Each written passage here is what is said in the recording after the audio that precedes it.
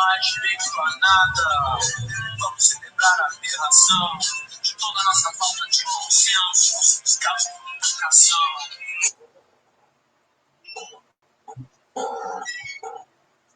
Não pergunta que isso não pode fazer. Pode fazer os alagamentos na cidade aí.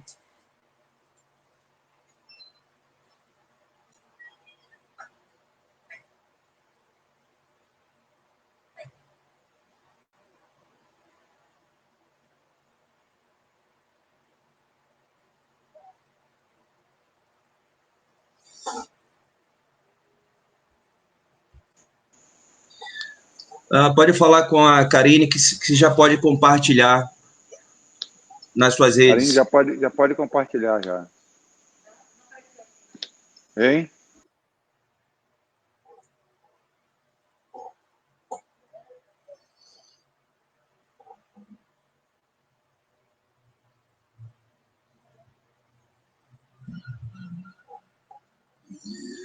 Boa noite aí ao pessoal que está chegando, aos nossos internautas, amigos, amigas. Daqui a pouquinho, nosso convidado aqui, nosso entrevistado de hoje, deputado federal, licenciado hoje na Secretaria de Desenvolvimento Urbano, Nelson Pellegrino no PT, vai estar aqui conosco. Então, vão organizando aí, podem fazer algumas perguntas e a gente vai estar interagindo aqui. Enquanto isso, a gente está aguardando, tanto aqui pelo Instagram, quanto no Facebook já estamos aqui online. Daqui a pouquinho a gente está começando e o nosso convidado já está aqui. Daqui a pouquinho está dividindo a tela aqui conosco.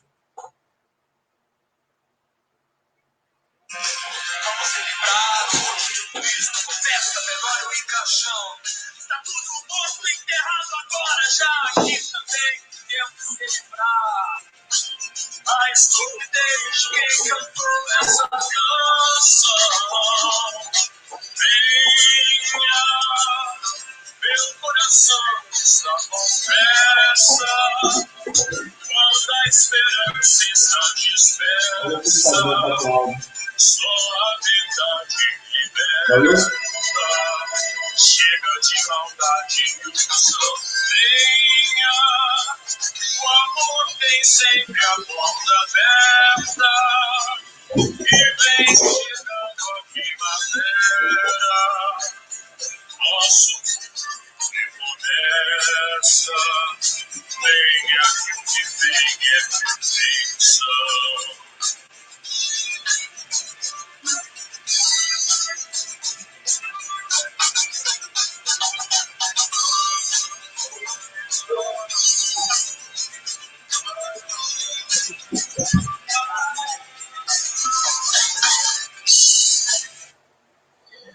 Bom, gente, vamos dar início ao nosso Conversa com o Professor, nossa live semanal. E aí eu quero agradecer a todos e todas que vêm acompanhando essa live. A gente tem trazido algumas personalidades importantes, né? Nesse momento aí do Covid-19, já trouxemos aqui a doutora Fernanda Paranhos, trouxemos aqui a psicóloga também, professora a Rosalma Passo, né, que falou sobre saúde mental. Semana passada, o deputado Luiz Alberto também estava conosco. Às quintas-feiras estamos fazendo também um especial com os presidentes de partido, com a turma do cenário político maracujipano também, está aqui conosco. E hoje, especialmente presente, o deputado federal Nelson Pellegrino, com vários mandatos na Câmara de Deputados, iniciou a sua militância como um grande defensor dos direitos humanos, uma grande militância, uma grande história, né? Participou de vários eventos históricos, vamos dizer assim, tanto na Bahia quanto no Brasil, e está aqui para dar uma contribuição, contar um pouquinho de sua história também para a gente, e falar um pouco desse desafio que ele assumiu em 2019, quando resolveu, se licenciou da Câmara de Deputados e está assumindo a Secretaria de Desenvolvimento Urbano do Estado. Então, quero chamar a tela aqui para dividir conosco aqui, fazer a saudação, o nosso querido Nelson Pellegrino, já aí na tela aqui conosco. Nelson, pode ficar à vontade aí fazer uma saudação aqui ao povo maracujipano. Bom, boa noite, professor Alain, boa noite a todos que nesse momento nos ouvem aí nessa live. Nossa querida cidade, nossa população de Maragogipe, é um prazer imenso estar conversando com todos vocês, né? Nesse momento tão especial na vida dos maracogipanos, dos baianos, dos brasileiros do mundo inteiro, né, Alain? Você sabe que a nossa geração não tinha vivido uma experiência como é que estamos vivendo neste momento. A última grande pandemia do mundo foi justamente há 110 anos atrás, que foi a chamada gripe espanhola, que matou milhões de pessoas. Então, neste momento, nós estamos vendo uma experiência que não tínhamos experimentado, que a minha geração, a sua geração, a geração de todos, eu vi até na semana passada uma reportagem de uma mulher que tinha exatamente 110 anos e que tinha um ano, quando teve a gripe espanhola, ela foi sobrevivente daquela pandemia, e que agora ela está vivendo uma nova pandemia. Mas são casos raríssimos no mundo. Então, é um momento de reflexão, é um momento de isolamento social, é um momento de estar em casa, de se preservar. Infelizmente, ainda não há medicamentos que são totalmente eficazes no combate à pandemia. Essa é a realidade. Né? Alguns medicamentos têm usados, mas a sua eficácia é uma eficácia muito reduzida, em alguns casos é eficaz, em outros casos não é, em outros casos é contra-recomendado, pelos efeitos colaterais que podem levar a óbito, como já aconteceu. E a vacina também ainda está muito longe. Eu penso que no espaço de menos de um ano nós vamos ter uma vacina para esse vírus, que é letal, como todo vírus, é um inimigo invisível, não é uma gripezinha, como disse o presidente Jair Bolsonaro. Essa pandemia já matou milhares de pessoas no mundo inteiro. Hoje, os dados do Brasil já são dados alarmantes. São 8 mil pessoas mortas. Só em São Paulo, 3 mil pessoas. Veja que aquele infeliz dono do Madeiro disse que qual é o problema? Se podem morrer 7 mil pessoas. Né? Nós já estamos com 8 mil mortes no Brasil. Uma morte já seria lamentável, imagine 8 mil mortes. Mas as projeções é que este mês de maio nós vamos ter um pico no Brasil, porque, infelizmente, as medidas de relaxamento social estão sendo... As medidas de isolamento social estão sofrendo um relaxamento. A média no Brasil já é de 48%, 40%, 41%. As pessoas estão descumprindo o isolamento social. Isso está aumentando exponencialmente o contágio da doença. Essa é a realidade. Esse contágio está acontecendo. E as medidas iniciais que foram adotadas, que foram corretas, no caso a Bahia, por exemplo, fez a lição de casa, conseguiu achatar a curva para ganhar tempo, seja para preparar a rede pública para receber os casos, porque estima-se que de 1.000 casos, 5% vão ser necessários a utilização de procedimentos de internação e eventualmente algum nível de... as pessoas têm que ter respiradores, porque uma das consequências do vírus é que ele inunda os pulmões de água, de secreção, e isso faz com que as pessoas estejam com a sensação de que estariam se afogando, não conseguem respirar. Então, o respirador é para ajudar nisso. E não é da noite para o dia. E hoje você tem uma pandemia que é mundial, o mundo todo está à procura de respiradores. Nós tínhamos comprado um lote de respiradores que foi interceptado pelos Estados Unidos. Estamos agora para receber um lote da China, outro da Inglaterra, que era para chegar essa semana. Não chegou, estamos preocupados. Mas o esforço do governador Rui Costa tem sido no sentido de preparar a rede pública para estar capacitada a receber, né, aqueles 5% que, infelizmente, contaminados vão ter um quadro mais agravado. Então, a expectativa é que agora, no mês de maio, a partir do dia 15, a gente vai ter uma aceleração da curva de pico, e isso é uma coisa que quem entende um pouco de estatística é uma coisa exponencial, não é 1, 2, 4, 8, 16, 32, 64, 124, é assim, da noite para o dia vai se multiplicando, entendeu? E exponencialmente aumentando. E aí, infelizmente, esse tempo do confinamento, do isolamento social, é um tempo não só para preparar a rede pública, mas porque o mundo inteiro está testando medicamentos, está testando procedimentos que possam ser eficazes para aqueles casos que são sintomáticos, porque tem uns casos assintomáticos também, e até para quem sabe, né, tem vários países pesquisando que se possa eventualmente descobrir uma vacina. Então, o tempo é fundamental, é um aliado importante neste momento, e nós temos que ganhar tempo. E a única forma que nós temos de ganhar tempo neste momento é com o isolamento social. Então, eu, por exemplo, estou trabalhando, todo dia eu venho à secretaria, chego aqui por volta de 9 horas, saio por volta de 5, 6 horas da tarde, e daqui para casa, saio meio-dia, porque eu já estou toda fechado, vou almoçar em casa, entendeu? Mas à noite eu não saio, e só saio, assim, excepcionalmente para ir ao supermercado, mas com máscara, com toda a proteção, horários que são horários menos movimentados, eventualmente uma farmácia, alguma coisa assim, mas tenho ficado em casa, eu, minha esposa, meus filhos, minha mãe, que tem 85 anos, está em casa com a pessoa que cuida dela, nós filhos estamos morrendo de saudade dela, mas o contato, todo dia eu ligo para ela 2 vezes por dia, a gente se fala pelo telefone e tal, meus irmãos também fazem isso, mas eu tenho praticamente 60 dias que não vejo pessoalmente minha mãe. Isso é uma medida de segurança para ela, que é uma pessoa idosa, de 85 anos de idade, que tem problema de pressão, tem problema de coração, entendeu? Então, agora eu digo isso, sabe por quê, professor? Porque essa doença virou uma verdadeira loteria. No início, se dizia, não, as pessoas acima de 60 anos, as pessoas que têm alguma comorbidade, estão no risco, mas nós chegamos à conclusão que todos estão no grupo de risco.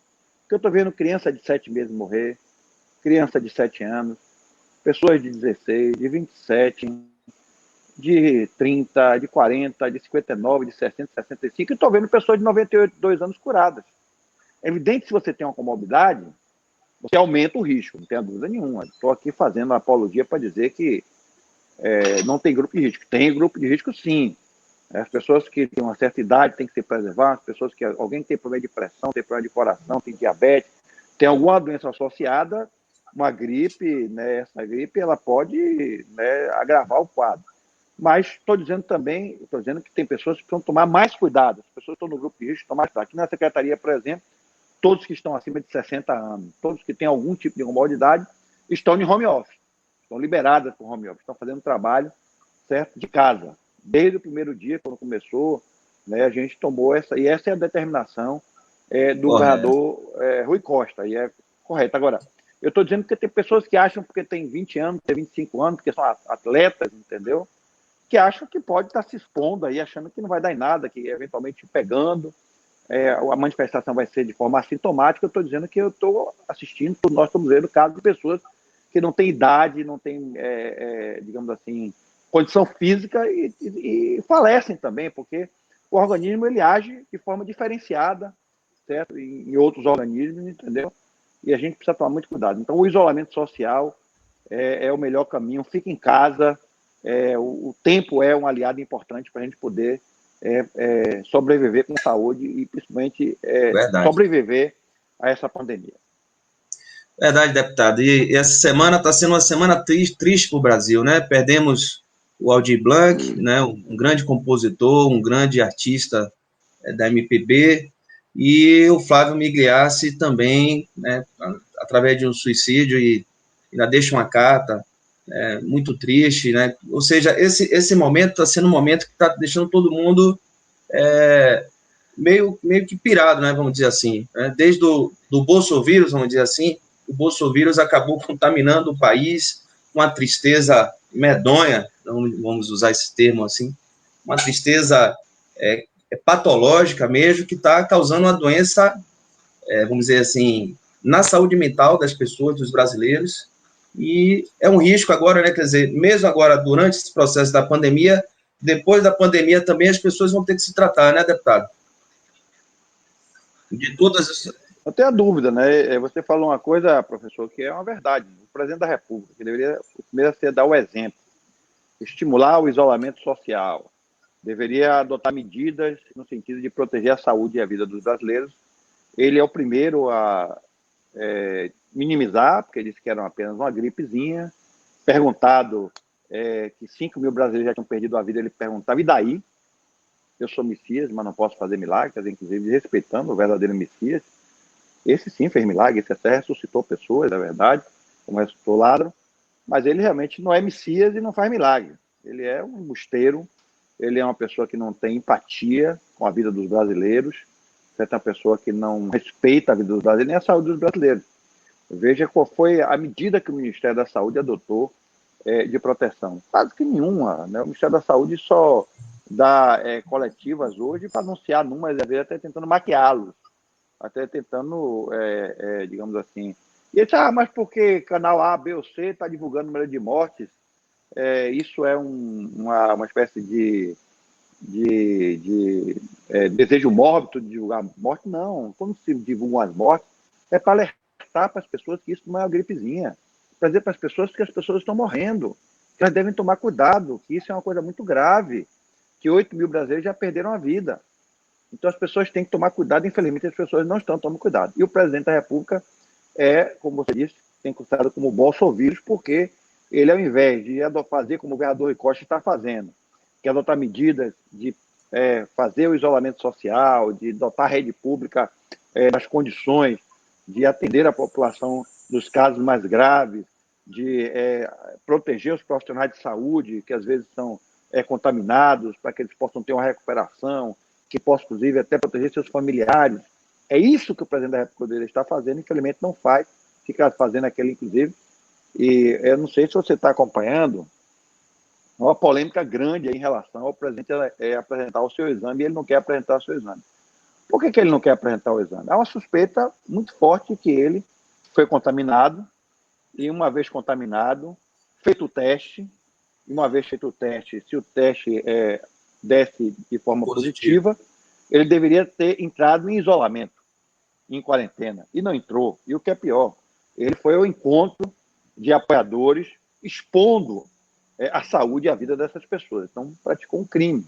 Essa que é a questão central em relação. E ele não só, eventualmente, pode ter praticado esse crime, mas como a sua atitude é uma atitude que estimula manifestações lamentáveis, como assistimos no último domingo, não só pessoas se arriscando, certo? Dando um péssimo exemplo, indo para a rua de máscara, se aglomerando, né? Minimizando a pandemia, agredindo profissionais de saúde que estavam lá de forma silenciosa, guardando a devida distância, com a devida proteção, dizendo que os profissionais de saúde estão morrendo. Um bolsonarista imbecil foi lá, inclusive, funcionário do Ministério de Bolsonaro, lá agrediu uma enfermeira que estava lá pacificamente fazendo a manifestação, mas manifestações antidemocráticas, propondo o retorno da ditadura militar, propondo o AI-5, que foi o período mais duro da ditadura, quando foi fechado o Congresso, o Judiciário, caçaram direitos políticos de brasileiros, de democratas, que resistiam contra a ditadura, e desrespeitando o Congresso Nacional, desrespeitando o Supremo Tribunal Federal, e ao mesmo tempo que esse presidente faz um discurso que quer mudar tudo, que no Congresso tem problemas, que no Supremo tem problemas, é o mesmo presidente que, na cara da noite, negocia com o Centrão, está abrindo espaço para o Centrão no seu governo, está negociando com o Centrão, que são aqueles partidos que, historicamente, né, inclusive, foram os maiores, digamos assim, causadores dos escândalos de corrupção que nós temos no Brasil. O episódio recente agora da admissão do ministro da Justiça demonstra que Bolsonaro quis trocar o superintendente da Polícia Federal do Rio de Janeiro para botar uma pessoa da confiança dele, uma pessoa que passasse a ser. Por que essa obsessão do presidente Bolsonaro de controlar os superintendentes da Polícia Federal do Rio de Janeiro? Porque lá está, né, as denúncias da morte de Marielle Franco e, portanto, seus amigos milicianos que estão envolvidos, todos que estão envolvidos na morte de Marielle, têm relações íntimas com a família de Bolsonaro. Seja porque trabalharam no gabinete de Flávio Bolsonaro, seja porque foram homenageados por Flávio Bolsonaro ou por Carlos Bolsonaro, seja porque são vizinhos de Bolsonaro, são da sua relação pessoal, certo? São da cozinha de Bolsonaro, e, portanto, um temor de onde essa investigação da morte de Marielle vai dar. Seja também pelas denúncias de fake news, que todo mundo sabe que o vereador Carlos Bolsonaro, que é o chamado comandante do gabinete do ódio, que é aquela máquina de mentiras, porque fake news são mentiras criminosas, porque essa é a verdade, não é só uma mentira criminosa, você, inclusive, divulgar mentiras que são prejudiciais às pessoas, à população, à saúde, entendeu? A própria paz pública. É verdade. Então, a preocupação dele um pouco é essa, né? De ter relatórios confidenciais, por exemplo, porque a Polícia Federal, a mando do Supremo Tribunal Federal, está investigando o gabinete do ódio, está investigando essa máquina de fake news. E nós todo mundo sabe muito bem quem é que está por trás dessa máquina de fake news, que é o vereador Carlos Bolsonaro, que é filho de Bolsonaro, a família Bolsonaro e o próprio presidente também, de alguma maneira, ele tem ligações com essa fábrica de fake news. O que foi a fake news que levou, né, essa turma ao poder. Vamos aproveitar que falar aqui um pouquinho com o pessoal que está aqui com a gente. Samuel manda uma boa noite para todos. A Roseli também está com a gente, Jerônimo. Gustavo Conde está aqui conosco. Boa noite, Gustavo. O Paulo Rangel também. A Alda manda um olá, companheiros, boa noite. Linda Reis. O Luiz Antônio de Jesus também está aqui conosco. Um abraço, Luiz. O Gil também, meu querido. Um abraço para você, Gil. O Eduardo Paranhos. Boa noite, Alain e secretário Pelegrino.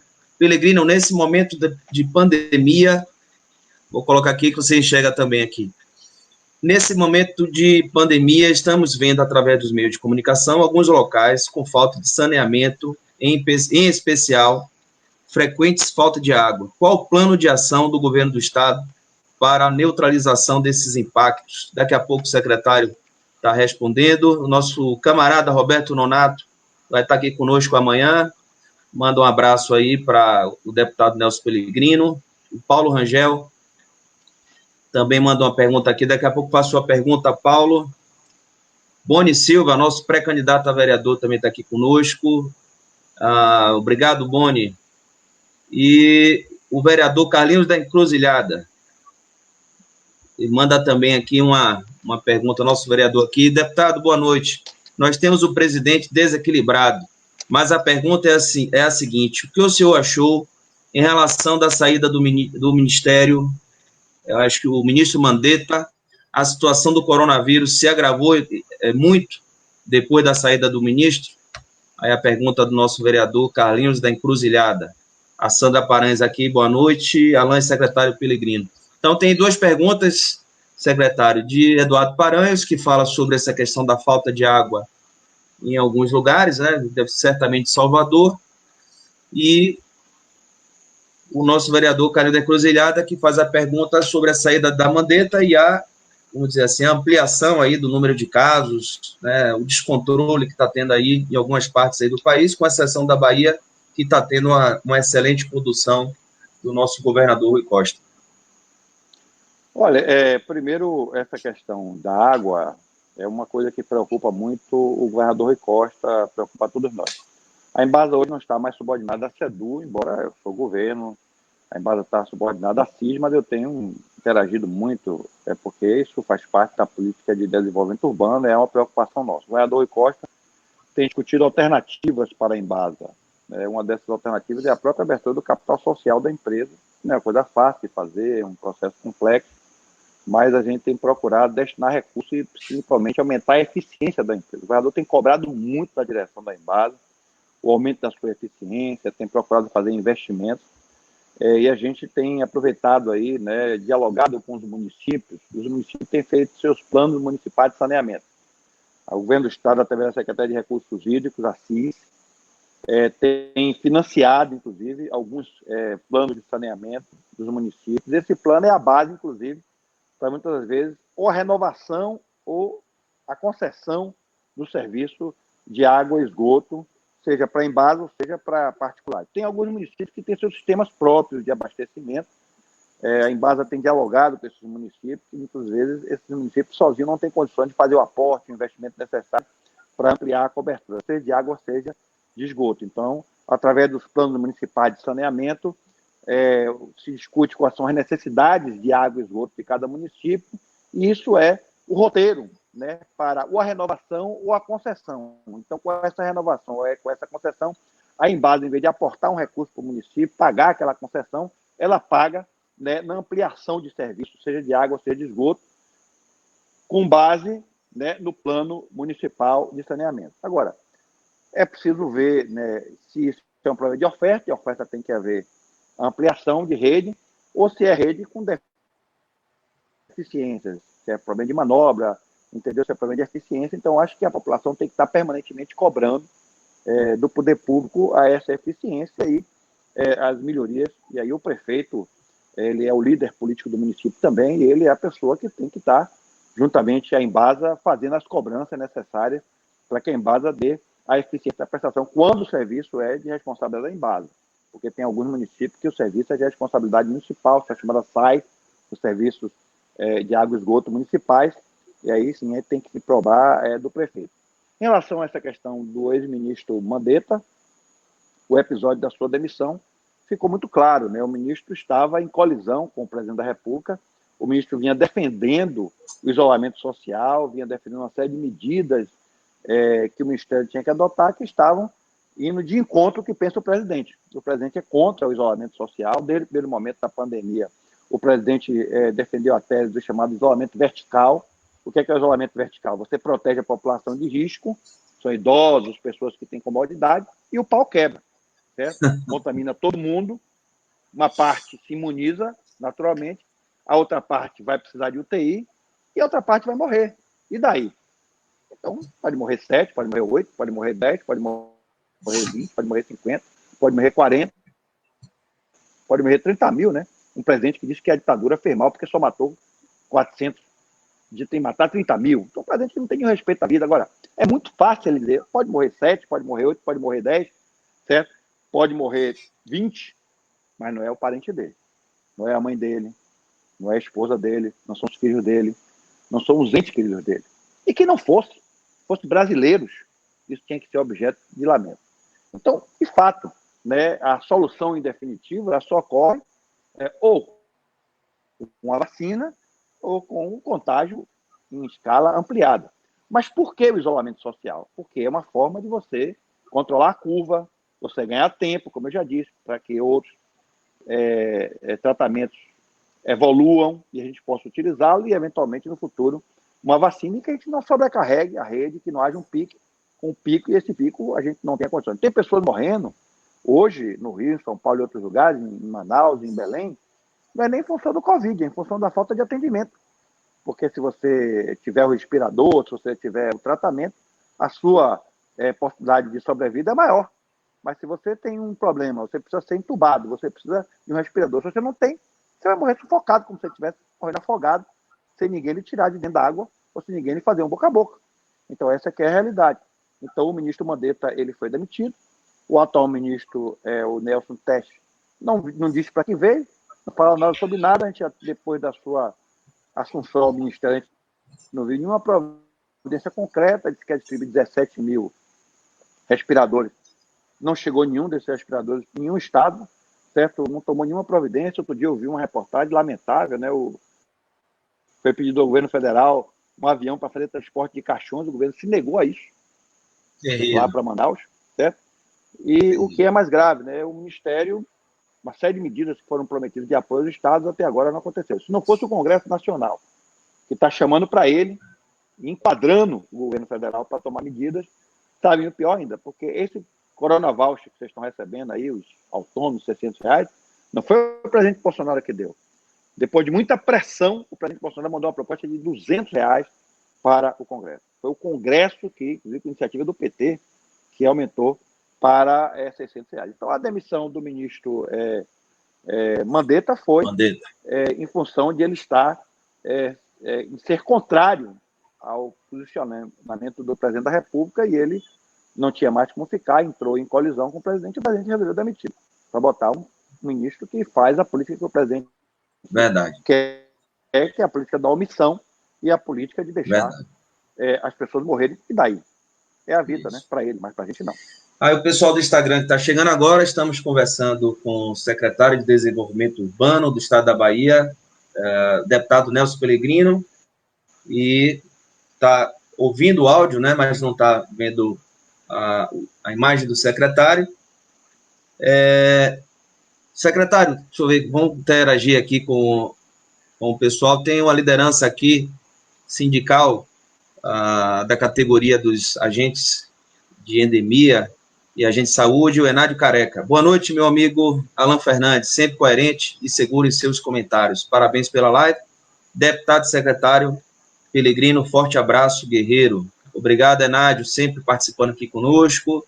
Aqui conosco também a companheira Márcia Regina Nascimento, está aqui também conosco. O Gildo Paranhos, boa noite a todos.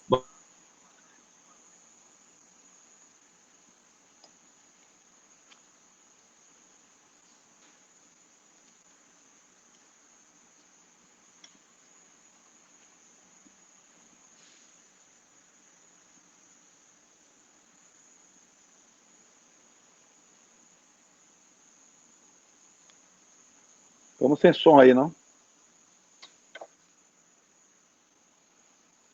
Alô, Alan?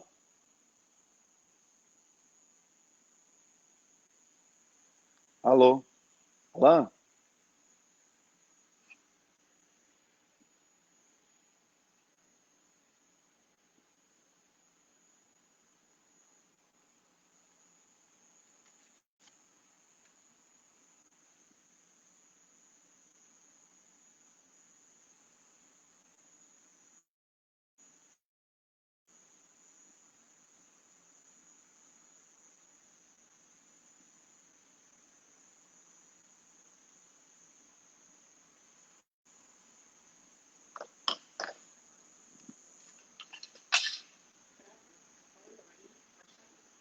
Chama a carinha, por favor. Eu estou no ar?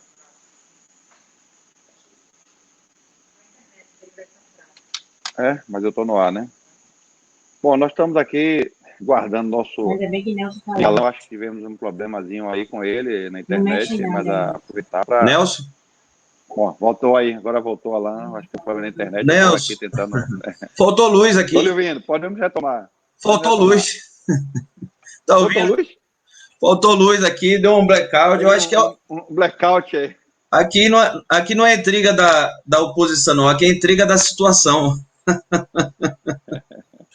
Mas tá voltando já. Você pessoal falando na última aí de Gil, da última. Mas estamos aqui ao vivo ainda no Facebook.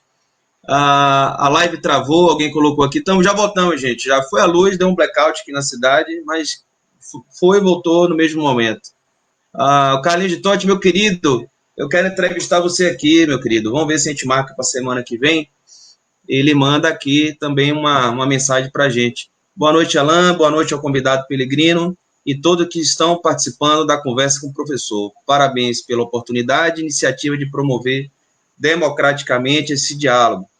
Tiago de Mello disse: eu não tenho um caminho novo. O que eu tenho de novo é o meu jeito de caminhar.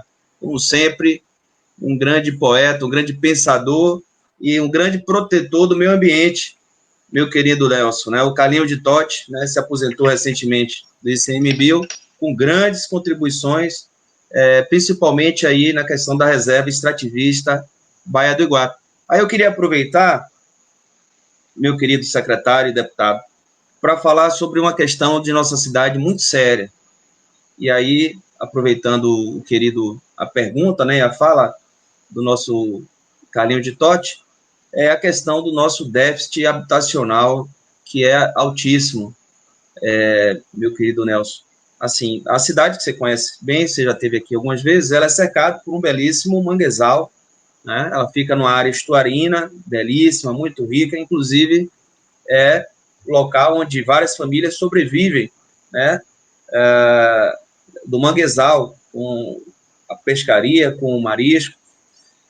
E aí o que acontece? Há uma pressão muito grande, como vamos dizer, as gestões anteriores da cidade, vamos falar coisas de 30, 40 anos para cá, ou um pouquinho de mais tempo, não pensou em vetores de desenvolvimento urbano diferentes para a cidade, né? Ou seja, expandir a cidade para outra... Está me ouvindo bem?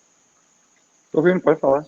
Pronto. Expandir a cidade também, vamos dizer, fomentando a ocupação, o loteamento de outras áreas, e começou a haver vamos dizer assim, uma necessidade da população crescente, principalmente depois dos investimentos que teve do estaleiro em São Roque do Paraguaçu, a questão do canteiro de obras da Petrobras também, com a construção de plataformas. Então, a cidade começou a aumentar a sua população. Então, começou a entrar para a área de manguezal.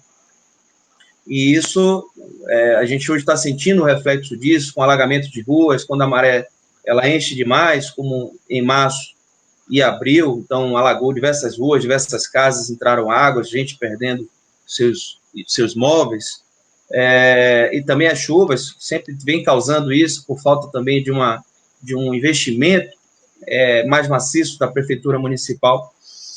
Com esse problema, eu sei que está dentro da pasta do senhor, com esse problema do golpe, quando alguns programas sociais, como Minha Casa Minha Vida, começaram a ser diminuído o número de investimentos, existe ainda dentro do governo do Estado ações que possam fazer parcerias com o município para criar essas condições de melhorar, vamos dizer assim, a infraestrutura urbana dos municípios?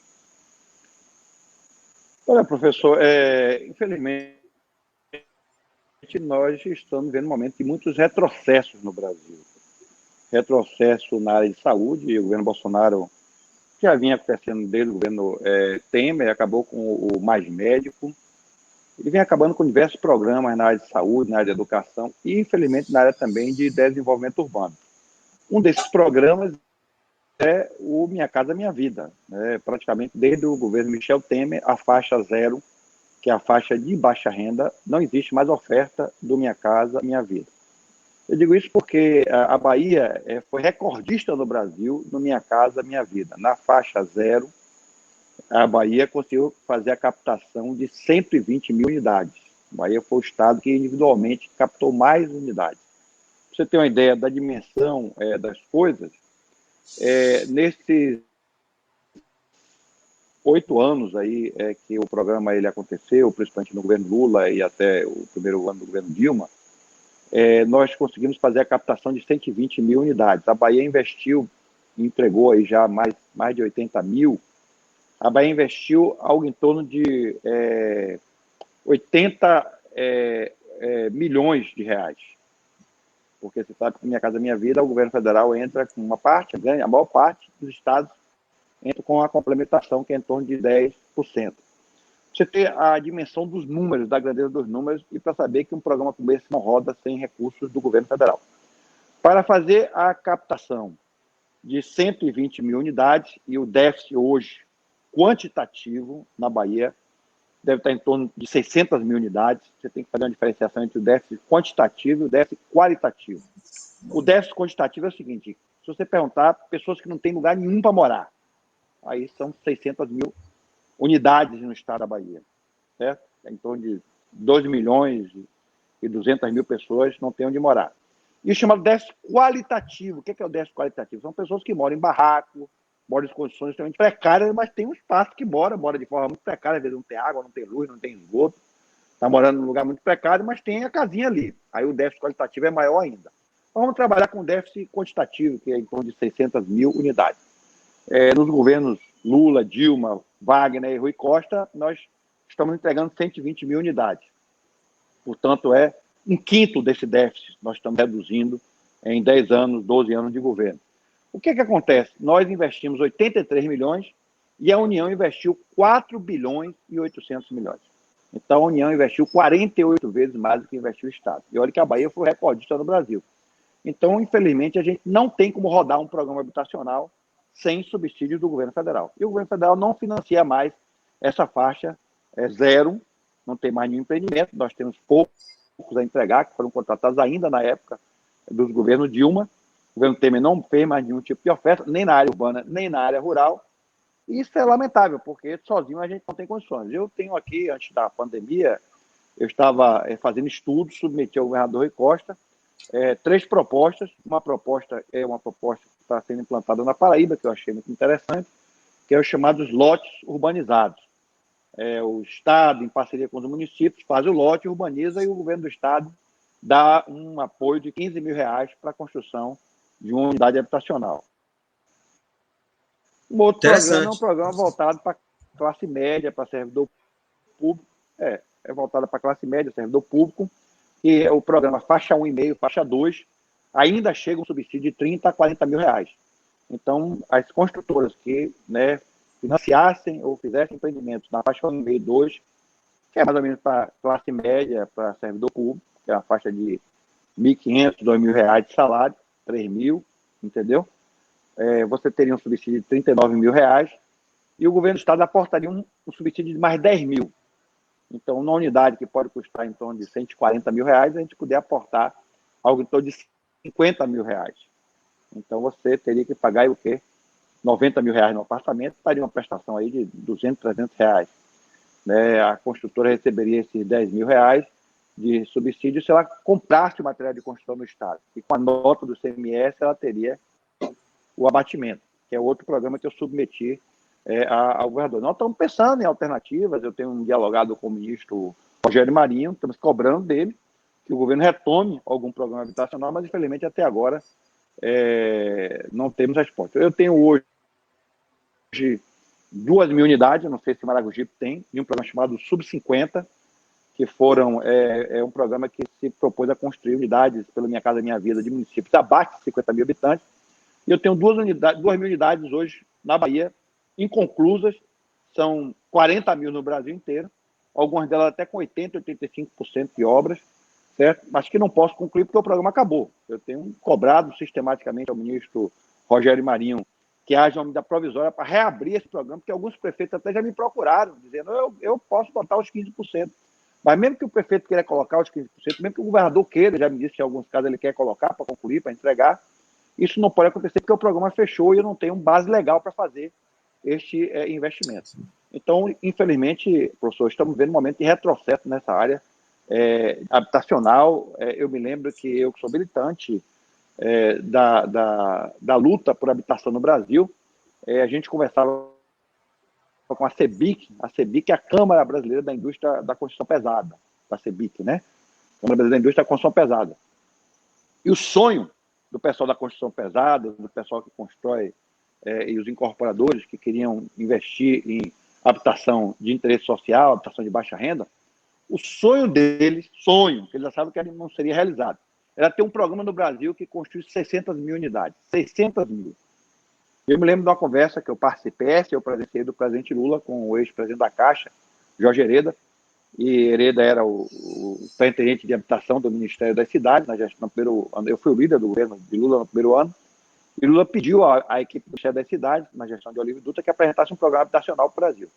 E Olívio veio com uma proposta de 100 mil, Lula disse, olha, não quero nem começar. Depois veio 200 mil, Lula disse, não. E aí foi que a equipe de Hereda apresentou ao presidente Lula uma proposta de 1 milhão de unidades de partida do programa Minha Casa Minha Vida. Então, o sonho do pessoal da indústria da construção era 600 mil, que sonho é um negócio que ele achava que não ia realizar. O programa Minha Casa Minha Vida começou com 1 milhão, e entre os governos Lula e Dilma foram 4 milhões de unidades contratadas ou construídas, certo? Evidentemente, não só faixa zero, né? As outras faixas também, mas a grande maioria é faixa zero. Então, num déficit projetado na época de 6 milhões, o déficit quantitativo de 6 milhões, você tinha 6 milhões de brasileiros que não tinham onde morar.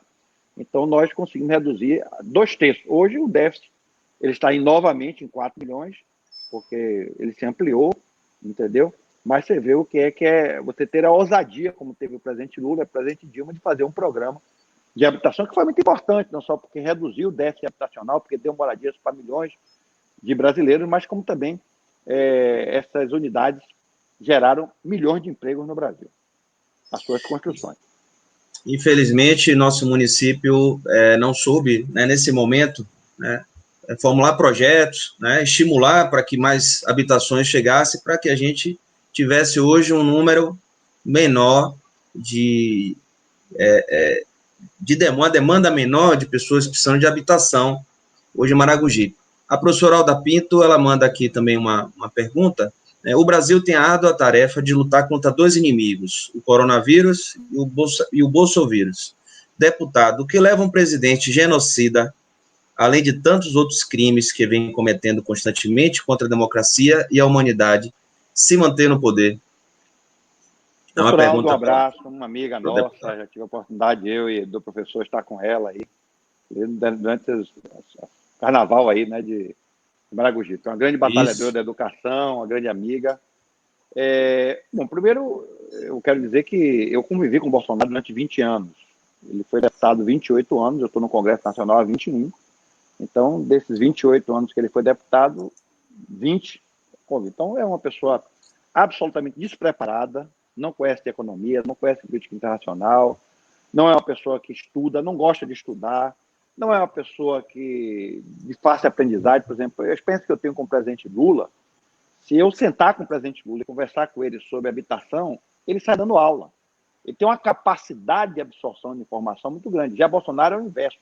Você passar uma hora conversando com ele não entende nada, não consegue absorver absolutamente nada. Entendeu? Ou absorve muito pouco, ou absorve o que é absolutamente secundário. Então, o Bolsonaro vai ficar conhecido como o pior presidente da história da República do Brasil. Foi um erro histórico a partir de condições muito específicas de um momento. E aí, infelizmente, o ex-ministro Sérgio Moro tem uma contribuição decisiva na eleição de Bolsonaro, essa é a grande verdade, porque ele demonizou os políticos, perseguiu o PT, condenou o candidato que ganharia a eleição no primeiro turno, que era o presidente Lula, prendeu Lula, falou que não pudesse ter campanha, na véspera da eleição divulgou depoimentos que depois vieram não dar em nada, como de Palocci, a delação de Palocci, ou seja, eles procuraram intervir, e Bolsonaro é filho de Moro e da turma de Moro. A gente tem que deixar bem claro. Então, infelizmente, Alda, motivos para impeachment de Bolsonaro não faltam. Ele já infringiu vários dispositivos legais que permitiriam o seu impeachment. Mas, infelizmente, o impeachment, o crime de responsabilidade, ele tem um rito. E o primeiro rito é a admissibilidade pelo próprio presidente da Câmara. Então, o primeiro filtro é o presidente da Câmara. E apesar de ter 30 pedidos lá, o presidente da Câmara não abriu nenhum. Depois, para que o processo seja aberto e o presidente seja afastado, nós precisamos de 342 votos. Ou seja, o presidente tem que ter pelo menos 171 votos. E hoje ele tem 171 votos, certo? Na Câmara Federal. É evidente que quando o processo de impeachment contra a presidente Dilma foi aberto, ela tinha 220 votos. Com a evolução, ela foi perdendo, chegou a ter só no final 146, quando precisava de 171, entendeu? Então, infelizmente, e agora eu já dizia isso aqui no início da minha intervenção, ele que ficava aí fazendo propaganda, que não ia, que sempre, ele em si é um fake news, porque na sua campanha eleitoral vendia a história do mito, aquele que ia acabar com a corrupção, que ia fazer um Brasil novo. E o Bolsonaro não tem nada de novo, não tem nada de mito. O Bolsonaro foi filiado a 8 partidos. E muitos desses partidos que ele foi filiado são partidos que estiveram no Mensalão, estiveram no Petrolão, e agora ele se entrega, certo? Entrega o seu governo ao chamado Centrão. Né? Os parceiros de Bolsonaro hoje é Valdemar Costa Neto, é Roberto Jefferson, é a turma do PP, entendeu? É esses que hoje fazem parte da sustentação do seu governo, além do DEM e do PSDB, que, de uma certa forma, ainda estão no governo Bolsonaro e impedem. Né? O presidente da Câmara é do DEM, é o Rodrigo Maia, que poderia abrir impeachment e não abre. Né? E agora ele está fazendo um movimento forte, distribuindo cargos no governo, certo? Negociando cargos com o Centrão para formar um número que impeça qualquer processo de abertura de procedimento contra ele e afastamento dele que venha dado impeachment. Agora, isso aí é muito relativo, porque esse mesmo Centrão que agora está impedindo o impeachment de Bolsonaro, esse mesmo Centrão que hoje está votando com ele, foi o mesmo Centrão que apoiou o governo Lula e apoiou Dilma, e foi o mesmo Centrão que votou no impeachment de Dilma também. Então ele que fique, né, como diz um amigo meu, ele que fique veaco, porque ele pode estar comprando e não receber. Porque são verdadeiros sanguessugas, né? São aqueles que ficam, né? São os oportunistas do momento e a qualquer momento pode abandonar ele também, né? Então ele não tem nenhuma segurança E o pessoal também não tem nenhuma segurança com ele, que ele pode também romper com essa turma. O apego dele não é ao líder político, o apego dele é aos cargos, certo? Então, se outro que vier oferecer os cargos, sinalizar que vai ter os cargos, eles abandonam, né? E o Bolsonaro é um desastre, né? O primeiro ano do seu governo, um crescimento pífio, crescimento de menos de 1%. O segundo ano, infelizmente, nós vamos ter uma depressão no país de 10%, uma depressão dessa só o país que está em guerra, nós estamos em guerra contra o coronavírus, mas mesmo que não tivesse o coronavírus, o Brasil ia ter um crescimento medíocre esse ano, ia ter um crescimento medíocre.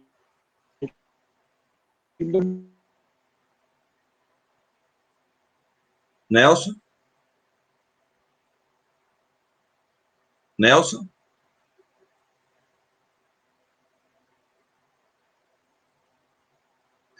Acho que deu alguma interrupçãozinha aí na internet. Nelson, tá me ouvindo?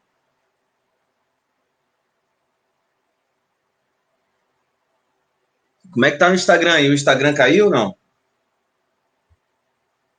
Nelson? Não sei se o Nelson caiu, se foi eu que caí.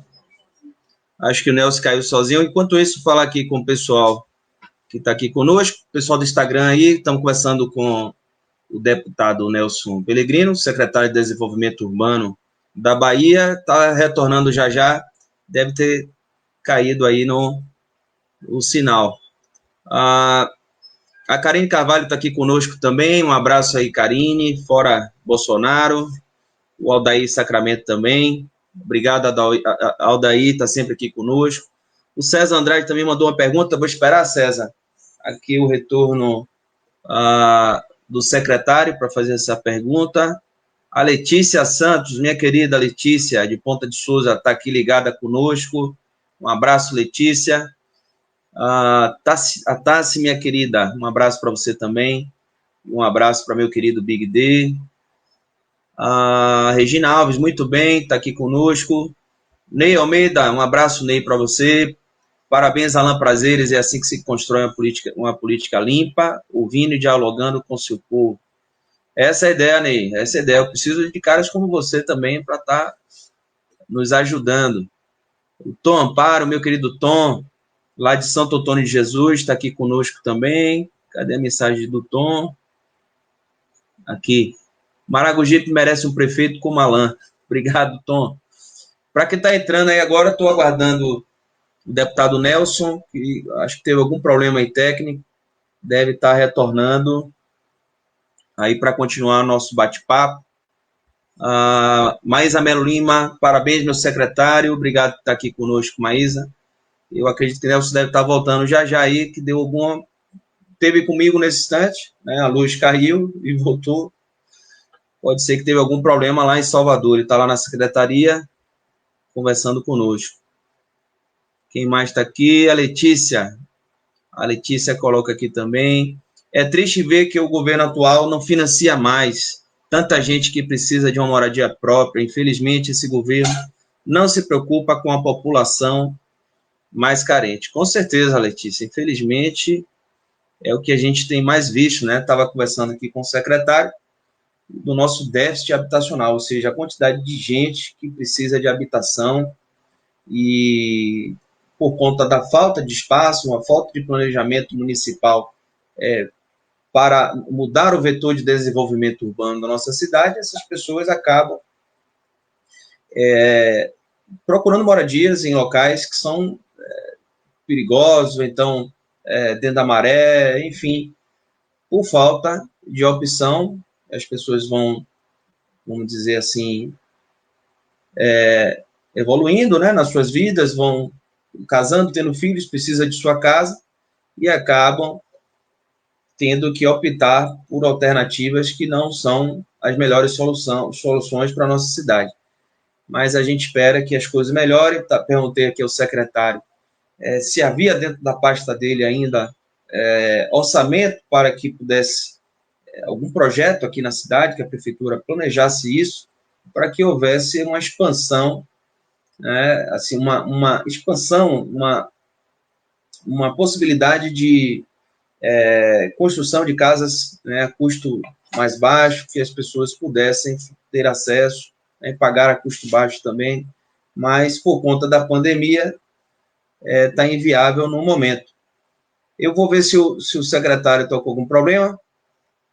Peço só um segundinho aqui, que eu vou mandar o link para ele novamente aqui.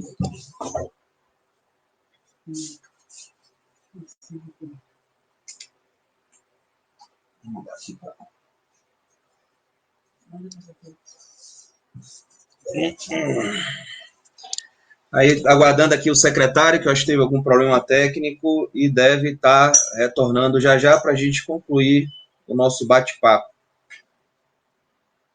Deixa eu dar uma olhada aqui no WhatsApp para ver se está tudo certinho.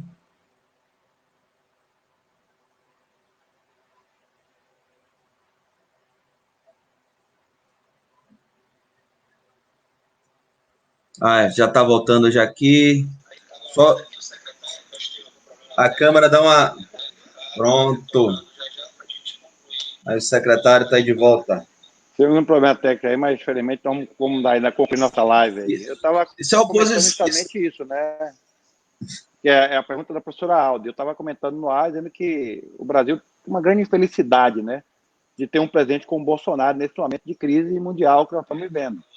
Veja que em 2008 nós tivemos a crise do subprime, que foi a quebra, né, do mercado de imóveis nos Estados Unidos. E o mundo inteiro entrou numa recessão, só comparado à recessão de 1929, que foi o crash da Bolsa dos Estados Unidos. E o presidente Lula era o presidente do Brasil naquele momento. E o presidente Lula adotou medidas chamadas medidas heterodoxas. Em vez de adotar medidas ortodoxas, medidas que eram geralmente comuns, recessão, desemprego, ele disse não, empresário não demita porque eu vou lhe garantir capital de giro, eu vou lhe garantir financiamento, eu vou lhe garantir mercado. O trabalhador que você vai demitir é aquele que vai consumir o seu produto. Eu vou antecipar as compras públicas, eu vou fazer obras públicas, eu vou fazer com que a economia do Brasil continue rodando. E foi assim que a gente enfrentou a crise de 2008 e 2009. O Brasil foi o último país a sair da crise, foi o último a entrar e foi o primeiro a sair. Então você veja qual é a diferença, né? Numa crise mundial, com um grande presidente da República, o maior presidente da República da história do Brasil, que foi o presidente Lula, nós conseguimos enfrentar aquela crise e enfrentar da melhor forma possível. E agora, infelizmente, nós temos uma nova crise, que é uma crise não econômica, mas uma crise de uma pandemia que vai ter reflexo na economia, e nós temos um presidente profundamente incapaz para poder conduzir o Brasil nesse momento difícil que o Brasil e o mundo vive. Um presidente que não adota nenhuma medida, se não fosse o Congresso que chamasse para si e até impondo ao presidente adotar determinadas medidas, como agora acabou de aprovar um socorro ao Estado, como aprovou o Corona Voucher, que o presidente queria só R$200, o Congresso botou 600. O Congresso tem imposto ao presidente medidas, porque da parte do Executivo, iniciativa zero. O ministro da Economia é um ministro absolutamente omisso, só pensa no mercado, só pensa nos ricos do Brasil, e o presidente da República é um absoluto incapaz. Como ele disse que ele não entende economia, que a economia é com Paulo Guedes, o Paulo Guedes é o interesse, gere os interesses de uma minoria do Brasil. Veja, Alain, que foi divulgado um dado hoje, que 1% da população brasileira é dono de 33% da riqueza brasileira. 1% apenas. É dono de 33%, um terço da riqueza brasileira está na mão de 1%. E os 10% mais ricos, certo? São donos de mais da metade da riqueza do Brasil. É um processo brutal de concentração de renda, e é para essa turma que Bolsonaro governa. Bolsonaro governa para bancos, para rentistas, para latifundiários reacionários, para milicianos, entendeu? E setores mais retrógrados da sociedade. Então, enfim, esse condomínio é o condomínio de sustentação do governo Bolsonaro, e é para esse condomínio que ele governa. Ou seja, é só fazer a conta. Isso é 10% da população, talvez até menos. Nós, 90%, estamos fora da prioridade desse presidente. É verdade, meu querido. Aí o radialista César Andrade, ele manda uma pergunta também. Obrigado, César, estar conosco. Ele coloca aqui. Boa noite, Alain e deputado Nelson Pellegrino. O TRF4 mantém a condenação do ex-presidente Lula em relação ao sítio de Atibaia. Eu também estou sabendo disso agora, que eu não sabia dessa notícia. Aí pergunta a sua opinião, né? A minha, no caso, se perguntou para mim se a questão do apartamento do Guarujá não tinha nenhuma relação, né? Ou seja, eu não sou advogado, mais, assim, uma prova, vamos dizer assim, concreta, a questão do sítio de Atibaia, menos ainda, né, secretário?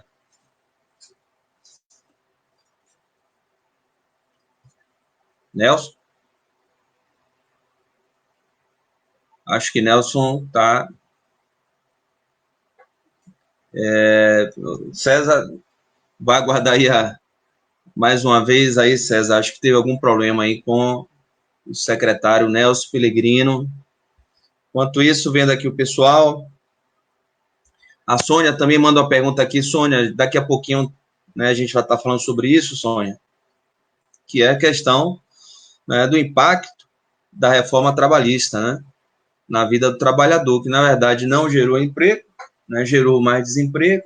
Toda a promessa, ainda no governo do golpista Michel Temer, não funcionou, né, não teve geração de emprego, não teve espetáculo de emprego, pelo contrário, gerou, foi ainda mais desemprego e uma diferença muito grande, né, de níveis de trabalhadores por conta dos novos tipos de contrato que foram estabelecidos.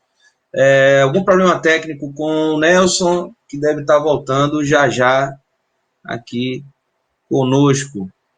A Letícia, já falei. Meu querido Tuca, um abraço para você, meu querido. Obrigado aí mais uma vez por estar conosco. O pessoal do Instagram. O Tom Amparo, Maragogipe merece um prefeito como Alain. Valeu, Tom, já tinha falado já. Trabalho, seriedade e competência. Um abraço para você, meu querido colega. Eu sou seu fã, meu irmão. Você é um cara que me inspira. Aí o Nelson já está voltando já. Pronto, Nelson. De Olá, vamos volta. nessa, né? Tá ouvindo aí a gente? Já se aproximando aí do finzinho do programa. Né? Tem a pergunta do radialista César Andrade, ele falou a questão Eu vi sobre o TRF4, né? Pronto. Que é a Não condenação em acompanhei. relação ao sítio de Atibaia. Eu tenho uma declaração já da defesa do presidente Lula hoje, porque o TRF4, ele, mais uma vez, afronta uma decisão do Supremo Tribunal Federal. O Supremo Tribunal Federal estabeleceu que a denúncia deveria voltar à origem, certo? Ao momento da oitiva das testemunhas. Portanto, o processo devia ser anulado até a primeira instância. Então, que deveria voltar de novo a sequência de ouvida das testemunhas. E as testemunhas de defesa tinham que ser as últimas, inclusive, a falar depois inclusive, do delator. Então, o TRF4, mais uma vez, resolveu enfrentar o Supremo Tribunal Federal e, infelizmente, no caso do presidente Lula, está claro que a postura do TRF4 não é uma postura jurídica, é uma postura política de sustentar as posições e as condenações do ex-juiz Sérgio Moro. É lamentável que, depois de tudo que aconteceu, o TRF4 continue, né, com a mesma postura diante das fragilidades. Eu não tenho nenhuma dúvida que esse julgamento ele vai ser anulado nas instâncias superiores, porque já há uma decisão do Supremo Tribunal Federal que o TRF4 ele resolveu, mais uma vez, afrontar. Mas eu acho que o processo vai ser anulado, até porque, na minha opinião, e não é só minha, é de muitos juristas, se o Supremo julgar com base na Constituição, com base no Código de Processo Penal, esse processo teria que ser todo anulado, porque está claro que o juiz Sérgio Moro foi um juiz parcial, tanto no julgamento do Triplex, como no julgamento também do sítio de Atibaia. Ficou claro, muito claro, a postura os fatos todos que estão vindo a público, do comprometimento do ministro Sérgio Moro, de todas as movimentações que ele fez para ajudar a eleição do presidente Sérgio Bolsonaro. Como é que um juiz que julga um processo condena o principal player de um processo eleitoral, aquele que estava na frente das pesquisas, que poderia ganhar a eleição no primeiro turno, esse juiz vira o ministro da Justiça do adversário do candidato. Então, em qualquer lugar do mundo, esse juiz seria considerado como suspeito e o processo anulado, porque a Constituição é muito clara. Está o princípio do contraditório, da ampla defesa e da imparcialidade do juiz. O processo penal brasileiro é um processo penal constitucional. Se o processo penal ele é iluminado pela Constituição, se esses princípios constitucionais não são observados no processo penal, eles tornam o processo nulo. E nulo é aquela coisa inexistente. Ele volta à sua origem, ao seu primeiro ato, e o primeiro ato é um novo juiz, um juiz imparcial para julgar o processo. Assim esperamos. A Sandra Paranhos, ela coloca aqui, eu tenho até medo de fazer essa pergunta, né? Ela coloca assim, mas há possibilidade real desse psicopata que está no governo federal dar um golpe de Estado? Por ele, sim. Eu falo porque eu conheço o Bolsonaro há 20 anos, eu convivi com ele no Congresso Nacional há 20 anos. Você veja que ele, quando militar, quando tenente, ele nunca foi capitão. Isso é uma fraude. Ele era capitão do Exército, perdão, ele era tenente do Exército, e como tenente ele resolveu, tramou, explodir um quartel para fazer uma reivindicação salarial, certo? E aí a sua trama foi descoberta, ele foi submetido a um inquérito policial militar, e a solução que o pessoal deu foi dizer que ele era maluco e aposentar ele, e todo mundo sabe que nas Forças Armadas, na PM, porque segue o regulamento, quando você se aposenta com o posto seguinte.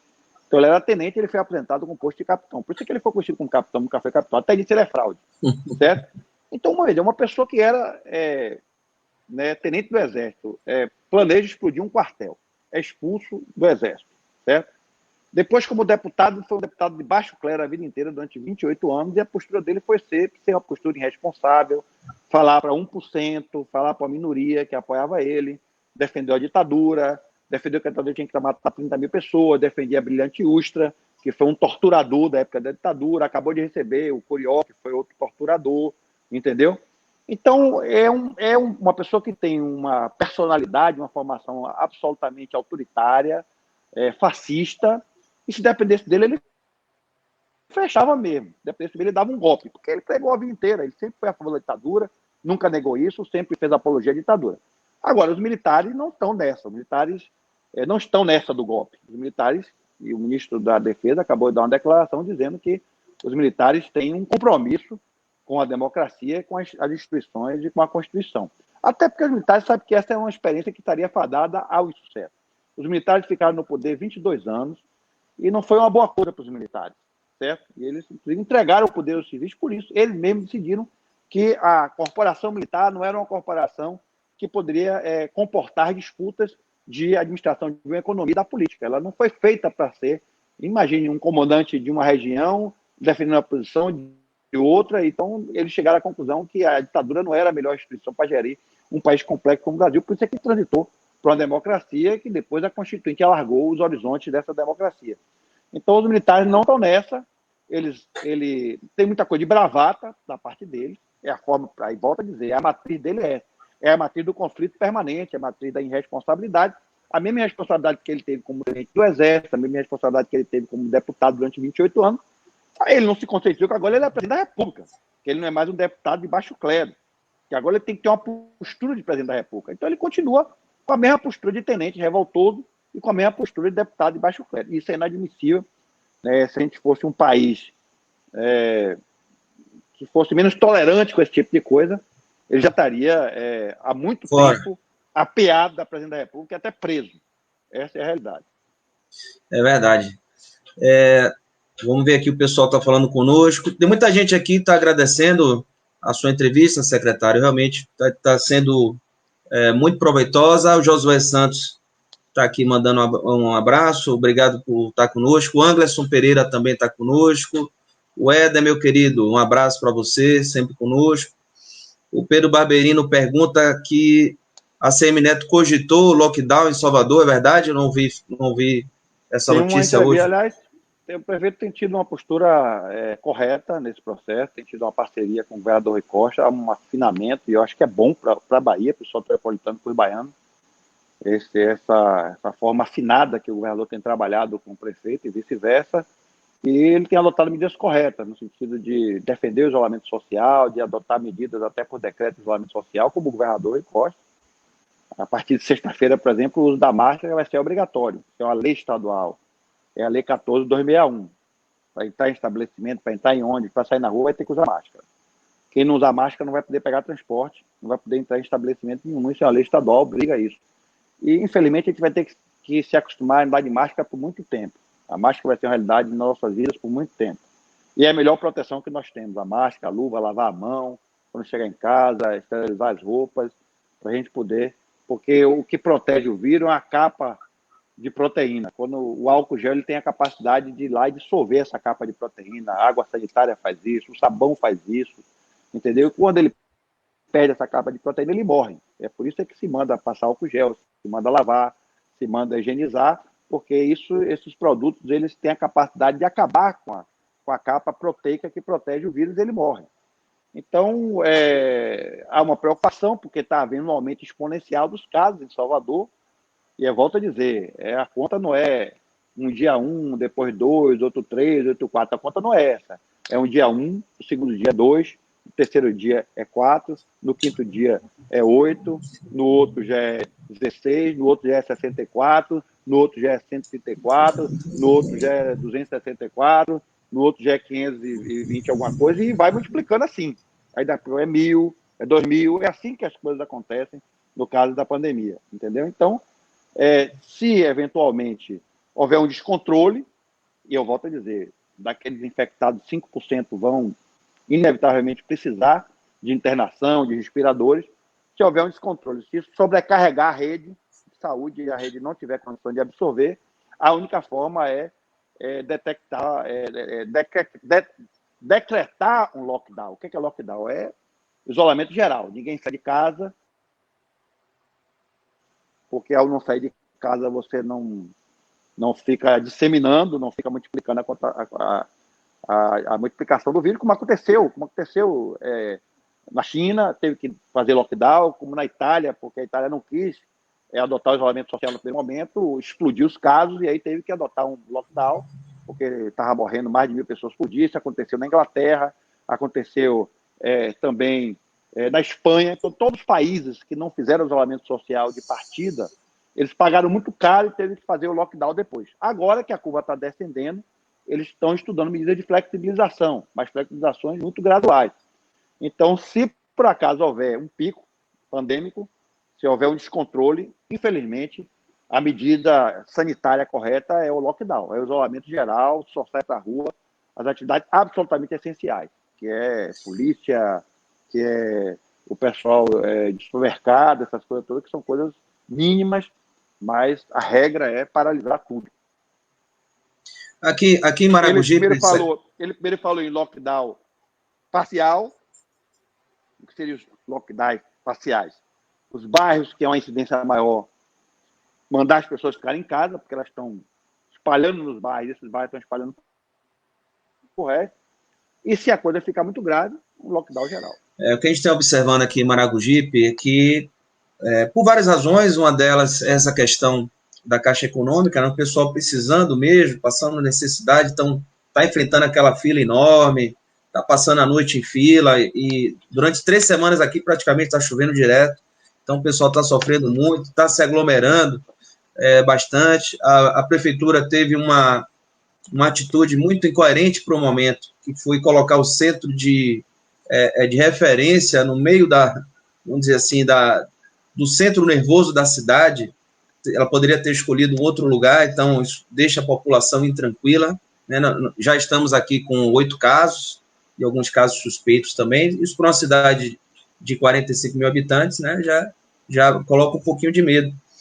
Então, realmente, provavelmente, vai chegar um momento de várias cidades na Bahia vai precisar fazer um lockdown parcial, começar, porque as pessoas ainda não estão levando muito a sério, né? Tá achando que é uma coisa simples, uma doença que vai passar, e é uma gripezinha. Há os sinais negativos, né? Não é uma gripezinha, infelizmente não é. Há sinais negativos que o presidente faz, então as pessoas ficam um pouco confusas.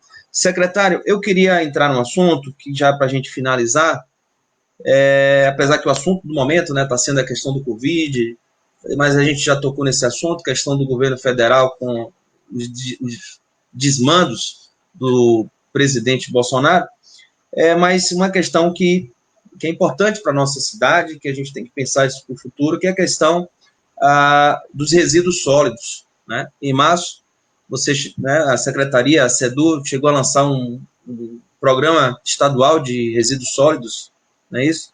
Mas há uma ausência na grande parte dos municípios, e aí a gente precisa, né, do apoio da SEDU em relação a isso, que é um plano municipal de gerenciamento, de gestão dessa questão dos resíduos, porque há uma perda muito grande, aqui no município não tem coleta seletiva, e seria tão simples a gente iniciar, né, um programa de coleta seletiva, a gente poderia estar gerando também renda, né, para a própria população carente da cidade, e há algum planejamento em relação a isso para ajuda aos municípios?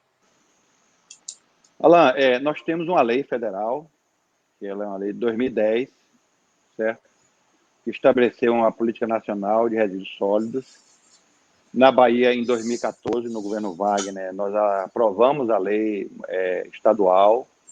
Nós temos um decreto regulamentador da lei federal e agora o governador Rui Costa vai baixar um decreto regulamentador da lei estadual. Já está pronto, já está lá, nós já validamos, já está com o governador Rui Costa. Nós estamos elaborando o Plano Estadual de Resíduos Sólidos, que é a materialização da política estadual de resíduos sólidos, da lei que regulamentou, que é a lei estadual, dialoga com a lei federal. E o que é que a lei federal diz? E a estadual também, de uma certa forma, ela replica a lei federal. Que nós temos que fazer uma destinação correta dos resíduos sólidos. E que destinação correta é essa? É que a gente precisa fazer com que o lixo não vire um elemento de contaminação, não vire um elemento de problema, de prejuízo ao meio ambiente. E qual é a forma correta de você fazer a destinação final do resíduo sólido? Você já deu alguns caminhos aí. Primeiro, a chamada educação ambiental. As pessoas precisam saber descartar corretamente o lixo. A primeira coisa que é básica em qualquer política correta de resíduos sólidos é separar o lixo orgânico do lixo inorgânico, o chamado seco do lixo molhado. O lixo orgânico é o quê? Basicamente é comida.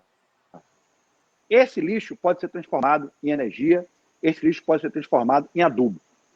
O lixo inorgânico é aquele que você divide em diversas naturezas. Pode ser madeira, pode ser papelão, pode ser papel, pode ser pano, pode ser garrafa PET, pode ser plástico, pode ser vidro, pode ser pneus, pode ser móveis velhos, pode ser eletrodomésticos, entendeu? Materiais eletrônicos, e pode ser também lixo hospitalar e lixo comercial e lixo industrial. Então, para cada natureza dessa produção de lixo, você tem que ter uma estratégia, né, de coleta e destinação final. A regra é, primeiro, a educação ambiental. As pessoas precisam saber corretamente como fazer o descarte do lixo. E a primeira coisa é separar o lixo orgânico do lixo inorgânico. Botar o lixo orgânico em um recipiente e o lixo inorgânico em outro. Separar o vidro, separar a madeira, separar o metal e separar o papel. Se a gente já faz isso, nós já estamos fazendo uma coisa de inestimável contribuição para a gente poder fazer a destinação final. A segunda coisa é a chamada coleta seletiva. O que é coleta seletiva? É não levar para o aterro todo esse lixo misturado ou todo esse lixo contaminado. Por exemplo, papelão. O papelão ele tem uma validade econômica. Se eu for numa loja e pegar o papelão seco, eu vendo ele por um preço. Se esse papelão for misturado com lixo, ele já não tem mais valor econômico. Ele já passa a ser um material meramente orgânico. Entendeu? Então, se a gente faz uma coleta seletiva de papelão, se a gente faz uma coleta seletiva de vidro, se a gente faz uma coleta seletiva de metal, se você faz uma coleta seletiva de papel, certo? Tudo isso, na hora de fazer a destinação, é mais fácil você fazer a destinação final. E você leva isso para uma unidade de triagem. Essa unidade de triagem ela vai separar o que tem possibilidade de ser reciclado e o que não tem possibilidade de ser reciclado. O que tem possibilidade de ser reciclado, ele é separado e é ensacado ou são transformados em fardos e vai para a comercialização. O que deve ir para um aterro é só o chamado rejeito. O que é o rejeito? É aquela parcela do lixo que você não pode dar nenhuma destinação. Aí você leva para o aterro, mas um aterro remediado, um aterro com células, um aterro em que você vai acondicionar aquele lixo sem contaminar o meio ambiente. É isso que preconiza a política federal e a política estadual de resíduos sólidos. Além disso, as políticas estaduais e federal, ela prevê que você tem que aproveitar os chamados catadores, as chamadas cooperativas de catadores, porque você tinha nos lixões pessoas que, em condições subhumanas, iam lá para fazer a coleta do lixo. Então, a política manda você organizar essas pessoas e fazer com que elas possam trabalhar nessa cadeia do lixo de forma decente, de forma correta. Lixo é um problema municipal. Tem que ser resolvido pelo município.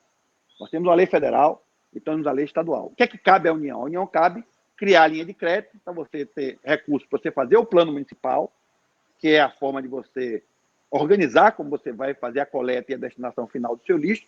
E o Estado, ele pode ajudar com assistência técnica na elaboração desses planos também. Então, quando eu cheguei aqui, quando o governador Rui Costa me convidou para assumir a secretaria, uma das missões prioritárias que ele me deu foi ajudar os municípios a implantar uma política de destinação correta de resíduos sólidos. E é isso que eu tenho feito desde o primeiro momento que eu cheguei aqui, desde novembro, quando eu cheguei aqui no final de novembro. Nós estamos dialogando com os consórcios intermunicipais.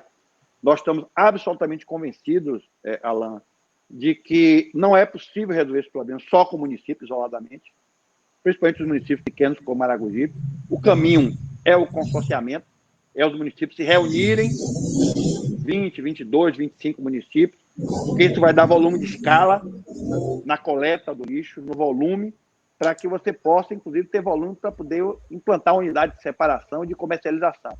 E também, porque, veja, um aterro, por exemplo, ele custa de 600 a 700 mil reais por mês para você fazer o manejo de um aterro. Maragogipe não tem condições, Maragogipe deve gastar aí, talvez, algo em torno de 100, 150 mil reais por mês para fazer a coleta do lixo. Deve ter uma receita, talvez, de 2 milhões por mês. Não tem condições, ou de 2 a 4 milhões por mês. Não tem condições de gastar só entre manejo e coleta quase 800 mil reais. Isso comprometeria 25%. Só com a educação tem que gastar 25% e só com saúde tem que gastar 15%. Entendeu? Então, mas Maragogi pode, não tem 600, 700 mil para fazer a remediação de um aterro, mas tem 50 mil para, juntamente com os outros 20 municípios, cada um, né? Você poder fazer um aterro compartilhado e fazer o transbordo e a destinação final de forma correta. Então, o que é que nós estamos fazendo aqui? Nós estamos estimulando a constituição dos consórcios intermunicipais, vamos dar assessoria jurídica para a montagem desses consórcios e estamos também dando assessoria para montar os chamados planos de negócios desse consórcio para que eles possam licitar soluções. Para a elaboração de um plano municipal ou de um plano intermunicipal, qual é a diferença entre um plano municipal e um plano intermunicipal? A diferença é muito pouca. É que o plano municipal é você pensar numa estratégia para o município e o plano municipal é uma estratégia para toda a região. Uma estratégia consorciada. Mas a primeira coisa que é muito importante na elaboração de um plano municipal é a chamada gravimetria. O que é a gravimetria? É o estudo do que o município produz de lixo. Qual é o tipo de lixo que o município produz? Quanto por cento de lixo orgânico, quanto por cento de lixo inorgânico, qual é a composição do seu lixo? Porque meu pai era médico e me dizia, você não passa remédio sem fazer o exame do paciente. Como é que você pode saber qual é o remédio se você não sabe qual é a enfermidade? Então, como é que você pode montar uma estratégia se você não sabe qual é o lixo que é produzido no município? Porque a sua estratégia tem a ver com o que você produz de lixo.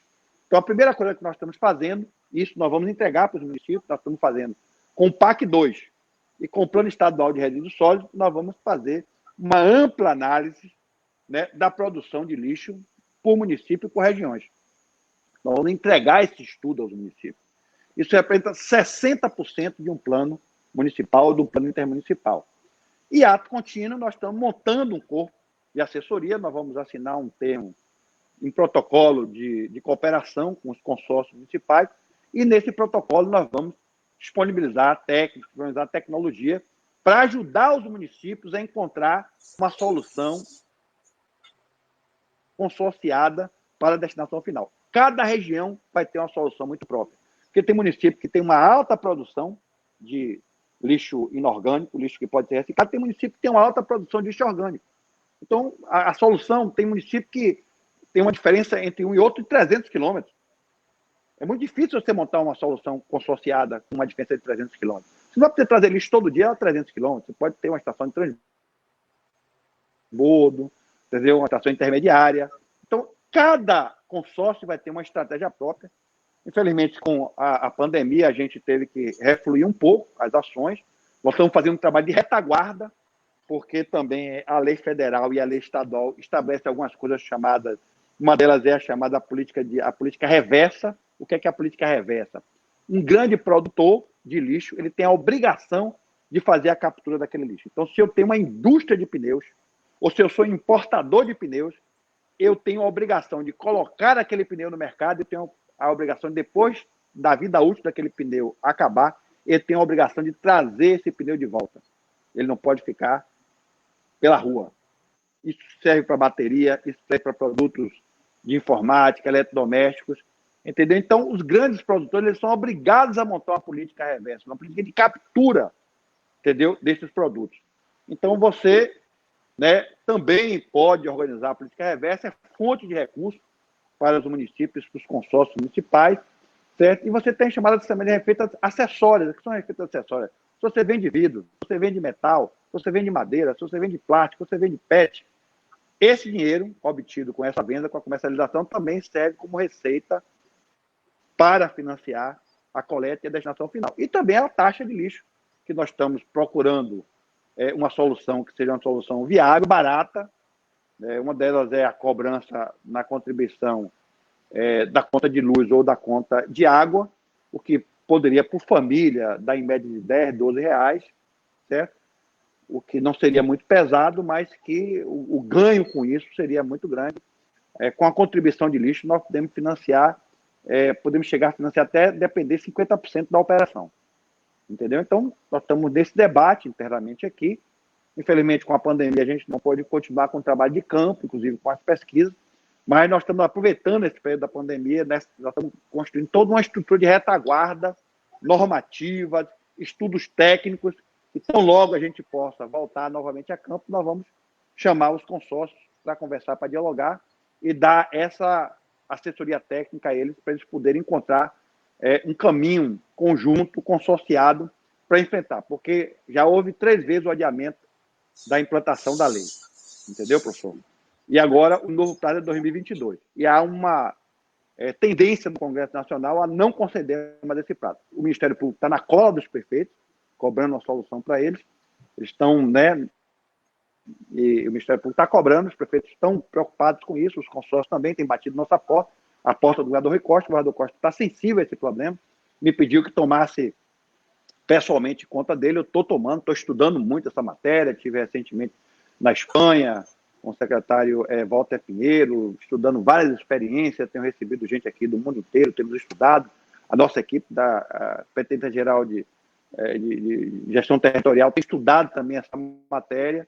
Nós temos conversado com especialistas, tive reunião com vários especialistas, tenho conversado, inclusive até em plano de conferência, de videoconferência.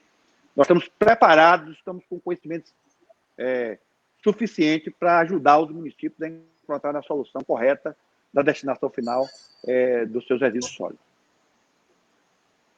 Isso é importante, né? Que isso é um problema do mundo, né? Cada vez as pessoas estão consumindo mais, né? E consumindo desenfreadamente, vamos falando assim, produzindo muito lixo, e isso tem que começar a se preocupar com nesse momento aqui, porque o futuro vai ser pior. Uma das coisas que o plano estadual ele se preocupa, porque está na lei federal e na lei estadual, são as chamadas áreas abandonadas, que são lixões a céu aberto, que já, inclusive, causaram danos ambientais, alguns deles dificilmente danos graves, e a política estadual de resíduos sólidos tem que ter também uma solução para essas áreas, entendeu? Então, é um negócio muito mais amplo, e nós estamos trabalhando muito aqui com a equipe da Secretaria, e então logo a gente enfrente esse problema da pandemia, nós vamos, com toda a força, retomar essa agenda.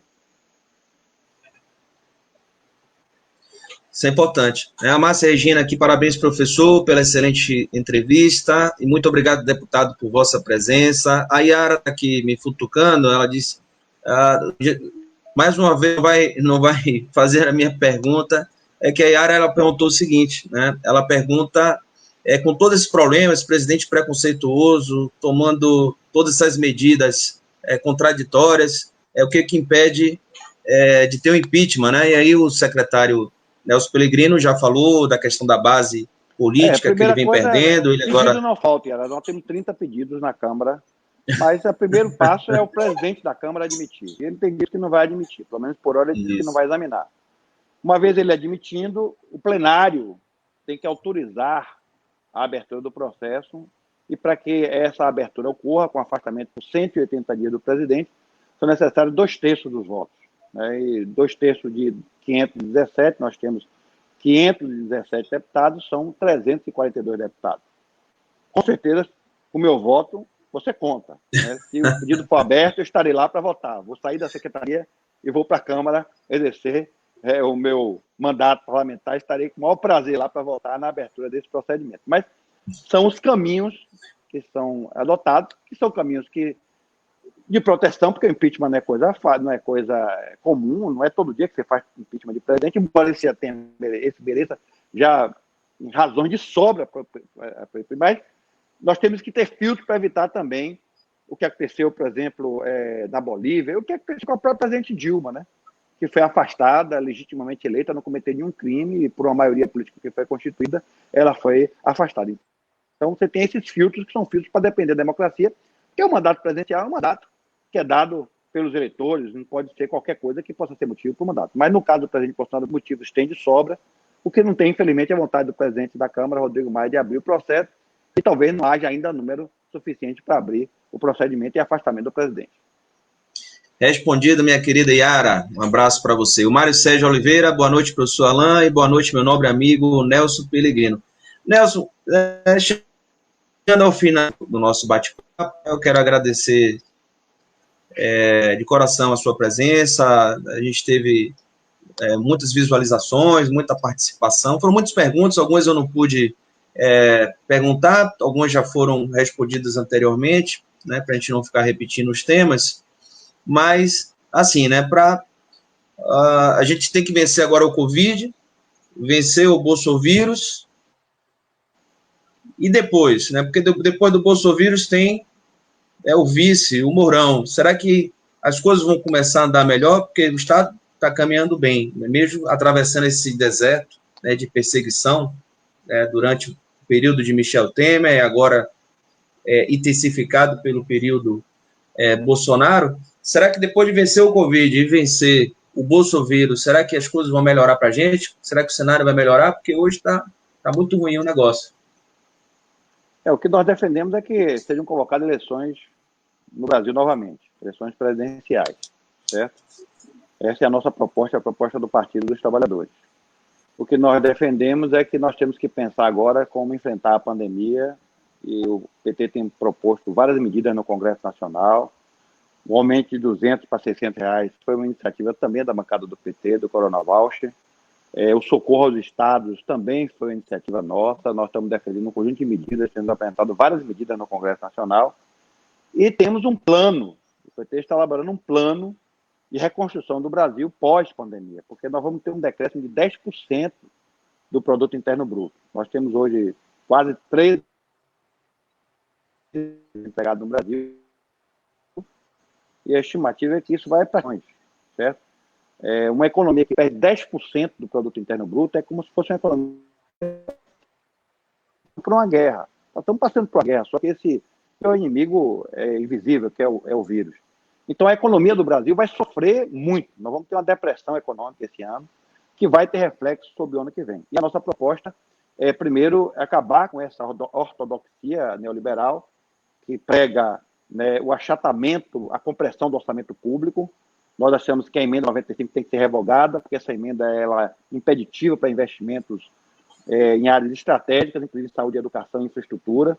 É uma emenda que foi aprovada para garantir o pagamento de juros de banqueiros, para garantir o chamado superávit primário, e nós não podemos mais conviver com essa emenda. O Brasil vai precisar de investimento público. A única forma de o Brasil voltar a crescer rapidamente após a pandemia, gerando emprego, gerando atividade, é fazendo investimentos públicos.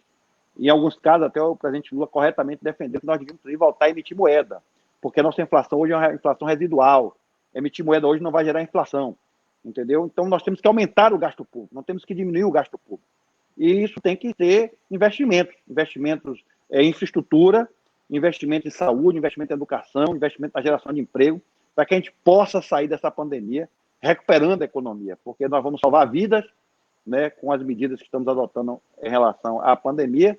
Nós vamos proteger a saúde dos brasileiros, mas depois que a pandemia passar, os efeitos dessa pandemia na economia serão muito fortes. E é preciso medidas fortes também para enfrentar isso. Infelizmente, se mantivermos essa orientação do ministro Paulo Guedes, que é a orientação que tem como base uma visão neoliberal da economia, em que a economia privada vai resolver tudo, nós vamos ter crescimento negativo esse ano, no ano que vem, em 2022, e não vamos sair da crise. Aí vamos ter que, infelizmente, esperar o próximo presidente para tirar o Brasil dessa situação. Mas 3 anos é muito tempo, certo? E o Brasil não aguenta mais. Então, nós estamos elaborando um projeto, né, para que o Brasil possa rapidamente, uma vez a gente sair da curva, seja por um tratamento mais eficaz, seja por uma vacina, que a gente possa rapidamente recuperar a economia brasileira. Obrigado, meu querido, mais uma vez. E aí fica o espaço para você fazer suas considerações, mandar um abraço aí para nossos ouvintes e também a nossa audiência, tanto o pessoal do Instagram, que está aqui conosco aqui também, já há 1h40, quanto ao pessoal do Facebook, que nos acompanhou, mandou pergunta, mandou saudações. Fica esse espaço aí para você. E, mais uma vez, muitíssimo obrigado aí por estar aqui conosco. Espero, em outros momentos, a gente estar voltando a conversar e estar falando sobre Bahia, sobre Brasil e sobre nossa querida Maragogipe. Bom, primeiro eu queria agradecer ao professor Alain pelo convite, participar da live dele, do seu programa. Foi um prazer imenso conversar com você, com todos que estamos ouvindo, com a população presente de Maragogipe. Quero me colocar à disposição. Estou aqui na Secretaria de Desenvolvimento Urbano, trabalhando pela infraestrutura urbana do estado da Bahia, justamente fazendo parte da equipe do nosso governador Rui Costa, que, volto a dizer, de forma obstinada, tem procurado proteger a saúde e a vida dos baianos. Fique em casa, o isolamento social é o melhor caminho, se cuide, né, use o álcool gel, use o sabonete, use principalmente a máscara quando sair às ruas, certo? Se proteja a sua família, porque nós queremos enfrentar da melhor forma possível essa pandemia. E eu estarei aí, né, como secretário, mas como deputado que sou, não deixei de ser licenciado, acompanhando, como tenho acompanhado, tenho conversado permanentemente. Ontem eu fiquei até meia-noite assistindo a sessão da Câmara, vendo a votação do socorro aos estados, tenho conversado com os nossos deputados, sou um deputado experiente, tenho 6 mandatos de deputado federal, então muitos deputados ligam para mim, para conversar, para pedir opinião, e eu tenho procurado acompanhar a conjuntura e dar as minhas contribuições. E dizer que espero que em breve, quando essa pandemia passar, a gente poder estar aí nessa querida Maragogipe. Eu que lutei muito pelo estaleiro de São Roque do Paraguaçu, pela recuperação do estaleiro, sei que esse é um assunto polêmico na cidade, não do ponto de vista da oportunidade, mas do ponto de vista dos impactos que teve. Eu que, como secretário de Turismo, coloquei Maragogipe no Prodetur Bahia de Todos os Santos, está vendo agora a recuperação do cais aí, inclusive, uma coisa que a gente planejou desde a minha época. O turismo náutico pode ser uma alternativa importante para Maragogipe, porque pelas suas manifestações culturais, por estar aí no afora do Rio Paraguaçu também, e está dentro do contexto da Bahia de Todos os Santos, que são alternativas para uma cidade que precisa, como você abriu, inclusive, esta live falando sobre a necessidade de construir alternativas econômicas para o município, mas econômicas principalmente na geração de renda, na geração de emprego, para que as pessoas possam sobreviver e o município possa se desenvolver com distribuição de renda e com justiça social. Então, uma boa noite a todos, se cuide, fique em casa, se sair, use a máscara. A partir de sexta-feira a máscara vai ser obrigatória, isso é a lei 14.261, certo? É uma lei de proteção a você e a sua família, a sua saúde e a vida sua e de seus familiares. Uma boa noite a todos, que Deus nos proteja. Obrigado mais uma vez, meu querido. Manda um abraço para o nosso querido governador e agradece a ele todas as ações que ele tem feito aí, justamente preservando, em primeiro lugar, a vida da população baiana. Um abraço, meu querido, e agradeço também a sua assessoria aí por toda a assistência que nos deu durante o dia. Grande abraço. Uma boa noite a todos e a todas.